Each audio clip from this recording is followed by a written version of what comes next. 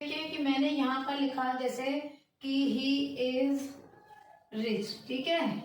फिर मैंने एक सेंटेंस और लिखा ही इज मिसर, ठीक है। मैंने दो सेंटेंस लिख दिया ना। लेकिन ये दोनों सेंटेंस से कुछ समझ में आ रहा है? नहीं। लेकिन अगर मैंने यहाँ पर ये लिख दूं, ठीक है, मैंने यहाँ लिख दिया ही इज रिच, ठीक है भाई, अलग अलग दो सेंटेंस थे ये। अगर मैं इसको ऐसे लिख दूं ही इज रिच एंड मिसर, तो देखो बात समझ में पूरी आ रही है और एक बार में ही आ रही है ना। तो ये जो एंड है या इसकी जगह कह लो बट लगा लो, ही इज रिच बट मिसर, है ना। तो वो ये एंड और बट क्या करें, हमारी पूरी बात को समझा रही है। तो यानी हम अपनी बात को कंप्लीट समझ में आ जाए उसके लिए हम क्या करते हैं, सेंटेंस को, वर्ड्स को जोड़ते हैं। और जोड़ने का काम कौन करता है, कंजक्शन जोड़ता है। चलिए और दूसरी तरीके से समझिए। जैसे क्या होता है, कई बार हमें अलग अलग पेजेस मिलते हैं ना, जब हमारी कॉपी बनती है तो अलग अलग पेजेस को हम मतलब अलग अलग पेजेस में लिख के फिर हम अपने बैग में नहीं रख सकते एक सब्जेक्ट के काम को। अरे नहीं मैम, क्यों? फिर पेज इधर उधर हो जाते हैं, खो जाते हैं, तो हम उसको क्या करते हैं, सिल देते हैं या ग्लू से पेस्ट कर देते हैं। तो बस ये वही सुई या ग्लू है जो आपके सिलने का काम कर रहा है। और कॉपी फिर आप क्यों बनाते हो, ताकि वो तरीके से रह सके, प्रॉपर मेंटेन रह सके, कल को हम उसको आगे यूज कर सके पढ़ने के लिए। यही करते हो ना। तो बस इसमें भी यही हो रहा है कि भाई अलग अलग हो रहे थे सेंटेंस, उसको एक को इधर ले आए और दूसरे को इधर बुला के ले आए और दोनों को बीच में जाके जोड़ दिया, ठीक है। तो बस यही काम हमारा कंजक्शन कर देता है, ठीक है। तो कंजक्शन क्या करता है, एक तरह से रिलेशनशिप करता है, दोनों चीजों को जोड़ देता है। क्या करता है, जॉइंट्स टू वर्ड्स, सेंटेंसेस और फ्रेजेस, ठीक है। क्या करता है ये हमारा, ये जॉइन टू वर्ड्स, टू से भी ज्यादा भी कर सकता है, टू और मोर वर्ड्स कह लो, ठीक है, टू और मोर वर्ड्स, ठीक है, सेंटेंसेस और फ्रेजेस, ठीक है। ये काम करता है कि भाई जोड़ने का काम करता है। ये क्या करता है, जोड़ देता है। ये किस किस को जोड़ता है, वर्ड्स को, सेंटेंसेस को और फ्रेजेस को जोड़ देता है। जैसे देखो एग्जांपल से समझो आप। दूसरा एग्जांपल लिखती हूँ मैं। जैसे मैंने लिखा यहाँ पर राम, ठीक है, फिर मैंने यहाँ पर लिखा रोहित, फिर लिखा यहाँ पर आर स्लीपिंग, ठीक है।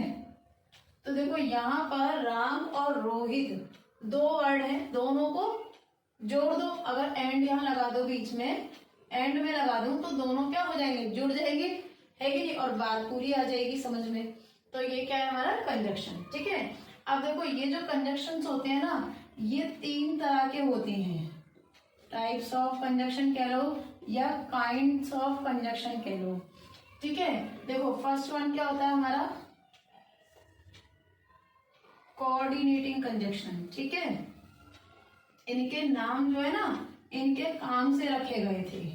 दूसरा होता है हमारा सबऑर्डिनेटिंग कंजक्शन, क्या होता है, सबऑर्डिनेटिंग।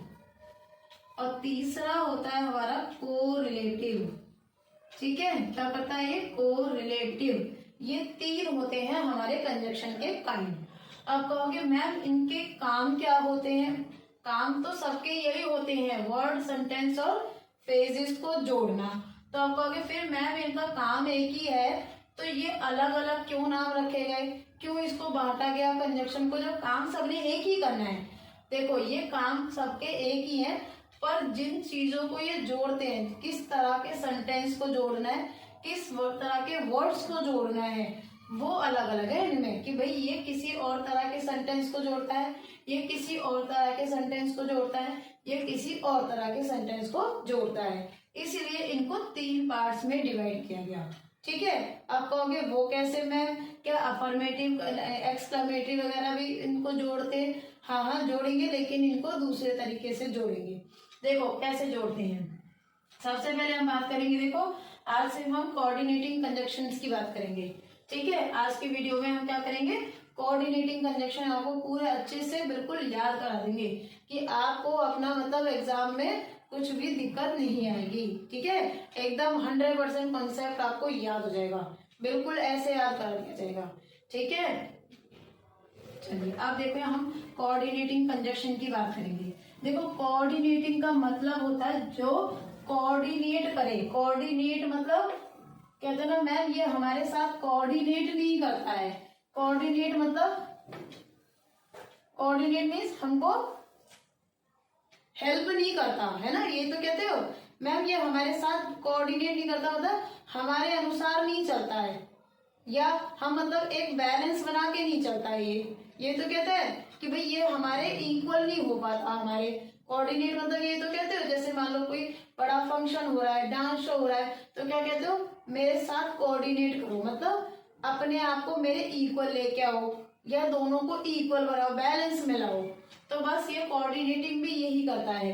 कोऑर्डिनेटिंग ऐसे सेंटेंस ऐसे वर्ड को जोड़ता है जो इक्वल रैंक के हो। इक्वल रैंक मतलब जो बराबर, इंडिपेंडेंट सेंटेंस जिनको कहते हैं।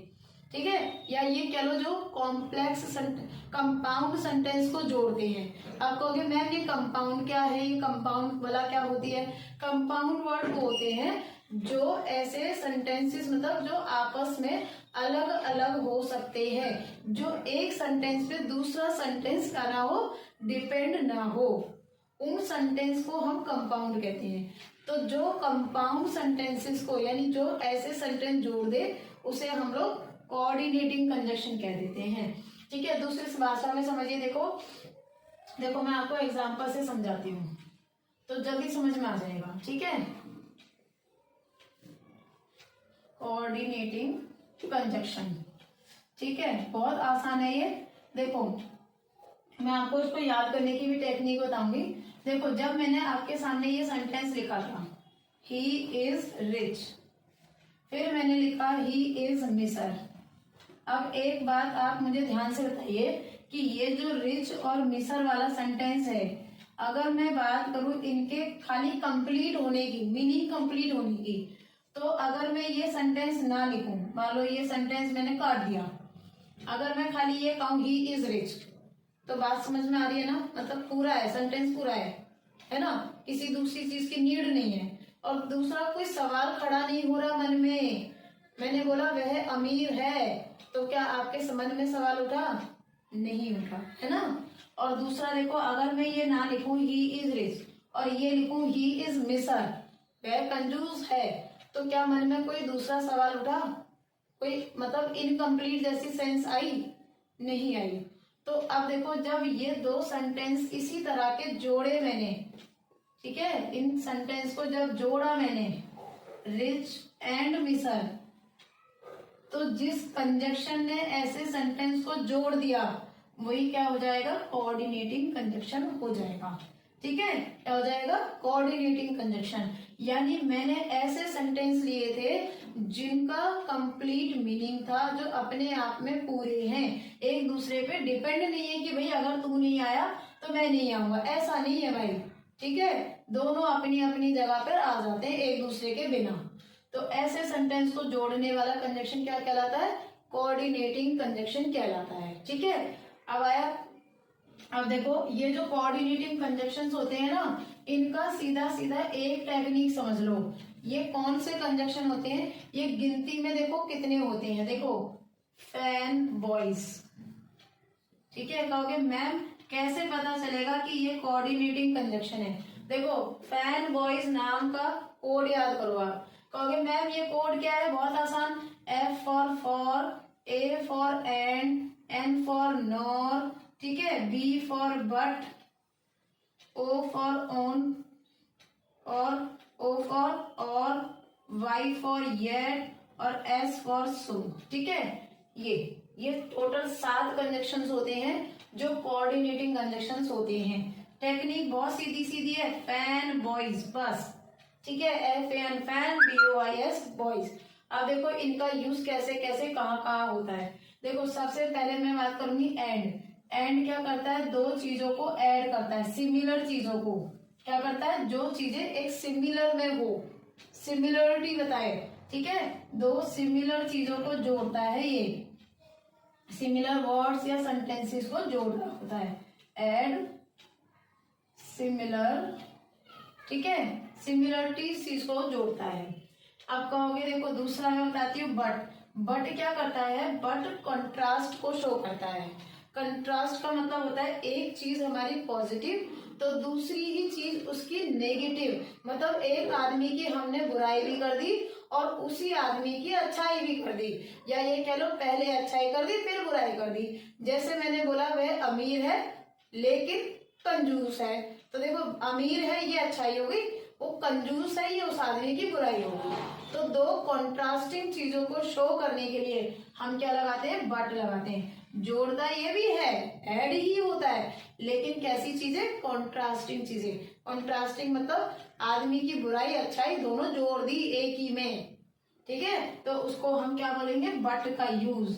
ऐड कॉन्ट्रास्टिंग या शो कॉन्ट्रास्टिंग थिंग्स, ठीक है, ये चीजें बताता है। अब देखो मैं बात करूंगी और की। और क्या बताता है ये, और ना दो चीजों के बीच में जब चॉइस की बात करें तब हम और लगाते हैं। For example, will you take tea और कॉफी, क्या तुम टी लोगे या कॉफी लोगे। तो मैंने आपके सामने दो चीजों में क्या करी, चॉइस खड़ी कर दी कि ना, तो दोनों में से एक चीज आपको लेनी है, देन यू विल यूज और, ठीक है। तब हम क्या लगाते हैं, और का यूज करते हैं। शो या एक्सप्रेस चॉइस बिटवीन टू, दो चीजों के बीच में चॉइस को शो करता है ये, ठीक है। और का अपोजिट होता है नॉर। नॉर क्या करता है, जब हमारे पास दो चीजें हैं लेकिन दोनों में से एक भी नहीं लेनी है हमें, ठीक है, क्या नहीं करनी है, दोनों में से एक भी नहीं लेनी है, ठीक है। नीदर कॉफी नॉर टी, ना तो कॉफी लेनी है ना ही चाय लेनी है, दोनों में से कोई भी चीज आपको नहीं लेनी है। तब हम क्या लगाते हैं, नॉर, यानी और अगर समझ गए तो नॉर उसका अपोजिट है बस, ठीक है। शोज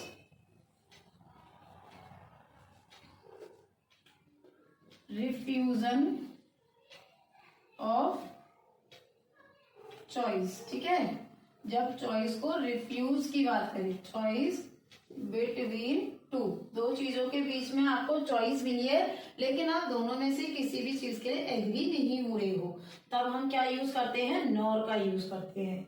अब कहोगे मैम यट क्या बताता है, यट भी बेटा आपकी बट की तरह ही कॉन्ट्रास्टिंग बताता है, ठीक है। क्या बताता है, ये भी अपोजिट चीजों को जोड़ता है, अपोजिट सेंटेंसेस को जोड़ता है, ये भी हमें शो कंट्रास्टिंग ही शो करता है। कंट्रास्टिंग कैसे शो करता है, देखिए ध्यान से, जैसे मैंने बोला उसने मेहनत की लेकिन वह फिर भी पास नहीं हुआ, है ना।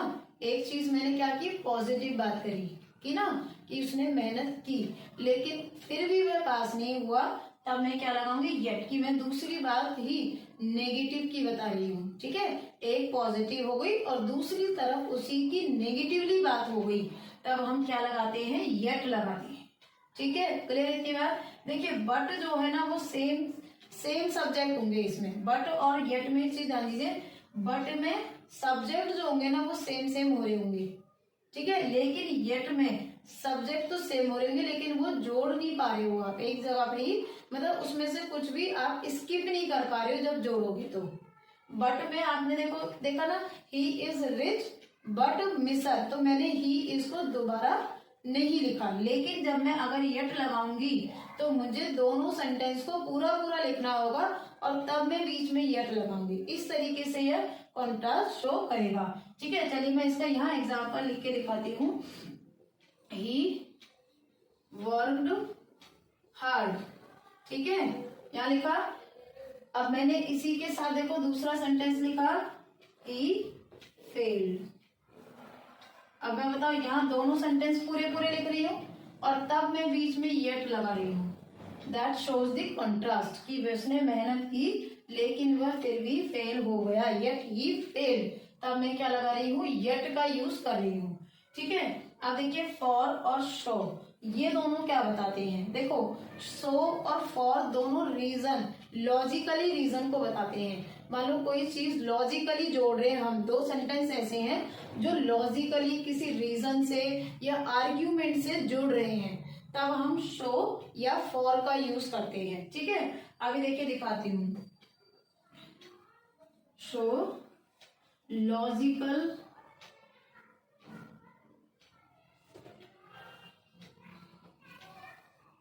आर्ग्यूमेंट या रीजन। ठीक है, तब हम क्या लगाते हैं, शो का यूज करते हैं। या यहाँ भी यही होता है, फॉर मतलब यही होता है कि हम यहाँ भी लॉजिकल आर्ग्यूमेंट ही बताते हैं, लेकिन दोनों में थोड़ा डिफरेंस है। देखिए इसको हम एग्जाम्पल के थ्रू समझेंगे भाई। ठीक है, एग्जाम्पल के थ्रू जल्दी समझ में आ जाता है। आर्ग्यूमेंट, अब देखिए, लेकिन आपको ये कोड याद रखना है, फैन बॉयज बस। ठीक है, अगर आपको ये कोड याद हो गया फैन बॉयज, फिर तो भाई आपको एग्जाम में कोई नहीं रोक सकता। ठीक है, फैन बॉयज याद कर लो भैया, हम फैन बॉयज हैं बस। ठीक है, बॉयज अच्छे से याद करें, फैन बॉयज। आपको अभी मैं फैन बॉयज का मतलब क्या है, अरे कुछ नहीं, फैन मीन्स अच्छे और बॉयज मीन्स बॉयज। जो बॉयज अच्छे होते हैं, जो एग्जाम देने में भाई बिल्कुल मतलब सब चीज 100 फुल ऑन फुल लाने वाले हैं। ठीक है, तो बस ये कोड याद करिए और कोऑर्डिनेट कंजक्शन एकदम आपके उंगलियों पे हो जाएगा। ठीक है, coordinating conjunctions, fan boys, for and, nor, but, और, येट एंड सो, ये 7 कंजक्शंस होते हैं जो आपके कोऑर्डिनेटिंग कंजक्शंस में आते हैं। अब हम बात कर रहे थे देखो फॉर और सो के डिफरेंस की।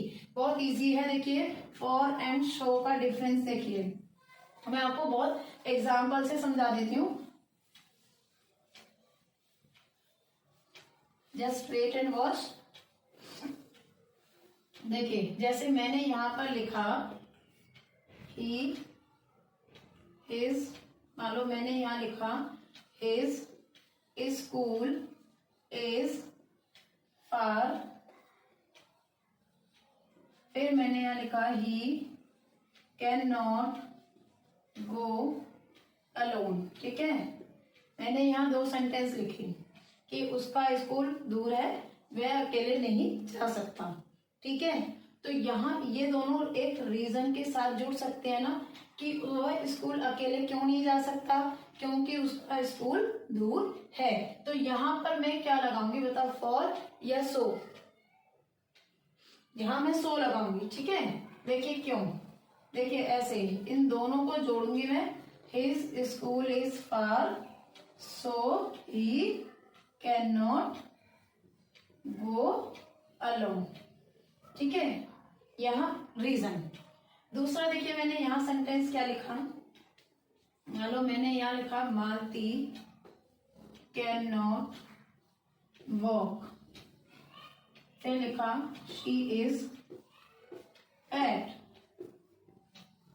ठीक है, यहाँ पर सो नहीं लगाऊंगी। ठीक है, देखिए यहाँ मैं एज इट इज लिख रही हूँ, Malti can not walk for she is fat. अब कहोगे मैम डिफरेंस क्या है?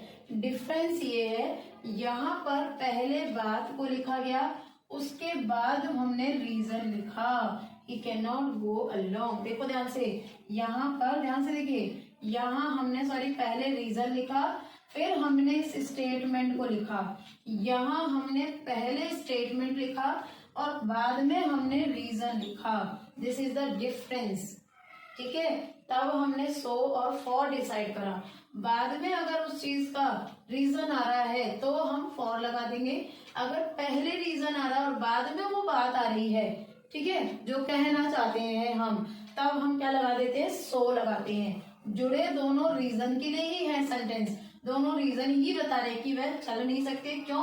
क्योंकि वह मोटी है। यहाँ पर देखो वह अकेले नहीं जा सकती। क्यों? क्यों का रीजन पहले मिल रहा है, यहाँ पर मिल रहा है ना, क्यों का रीजन पहले मिल रहा है, बिकॉज क्योंकि उसका स्कूल दूर है, इसलिए वह अकेले नहीं जा सकती। तो ये था हमारा कोऑर्डिनेटिंग कंजक्शन। ठीक है, तो देखिए हमने अब देखो आपको एक कोड बताया, I repeat my thought, that is FANBOYS, fan boys. ठीक है, तो ये क्या था, हमारा कोऑर्डिनेटिंग कंजक्शन था। तो चलिए अब इसकी एक हम प्रैक्टिस एक्सरसाइज आपको देंगे, तो प्लीज आप उस प्रैक्टिस एक्सरसाइज को जरूर कीजिएगा ताकि आपको वो कॉन्सेप्ट इजीली लर्न हो जाए। तो प्लीज आज के लिए इतना ही। अगर हमारी वीडियोस आपको पसंद आए प्लीज चैनल को सब्सक्राइब शेयर एंड लाइक कीजिए and have a nice day. Thank you.